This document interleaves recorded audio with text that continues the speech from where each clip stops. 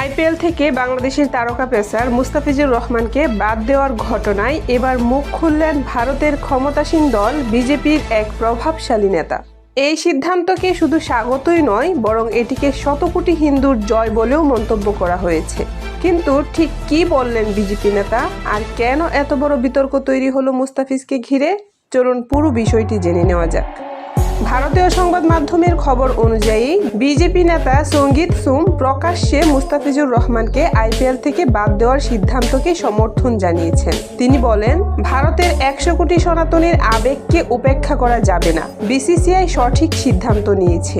এর আগেই সঙ্গীত সোম দাবি করেছিলেন, বাংলাদেশের এই পেসারকে আইপিএলে রাখা হলে তা মেনে নেওয়া হবে না। এমনকি কলকাতা নাইট রাইডার্সের কর্ণধার শাহরুখ খানকেও বিশ্বাসঘাতক বলে আক্রমণ করেন তিনি। শেষ পর্যন্ত ভারতীয় cricket board BCCI Kolkata knight রাইডার্সকে মুস্তাফিজকে বাদ দেওয়ার নির্দেশ দেয়। বিসিসিআই সচিব দেবাজিৎ সাইকিয়া জানান, সাম্প্রতিক পরিস্থিতি ও বিতর্কের প্রেক্ষিতেই এই সিদ্ধান্ত। উল্লেখ্য, আইপিএল নিলামে চেন্নাই সুপার কিংসের সঙ্গে লড়াই করে 9 কোটি 20 লাখ রুপিতে মুস্তাফিজকে দলে নিয়েছিল কলকাতা। কিন্তু বাংলাদেশে ধর্মীয় সহিংসতার অভিযোগ ঘিরে ভারতের রাজনৈতিক ও ধর্মীয় মহলে আপত্তি উঠতে থাকে।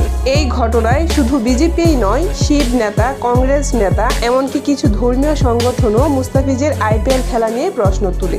সব মিলিয়ে ক্রিকেটের মাঠ ছাড়িয়ে মুস্তাফিজুর রহমানের আইপিএল অধ্যায় এখন পরিণত হয়েছে বড় রাজনৈতিক বিতর্কে। এখন দেখার বিষয়, এই সিদ্ধান্ত আন্তর্জাতিক ক্রিকেটে কী প্রভাব ফেলে।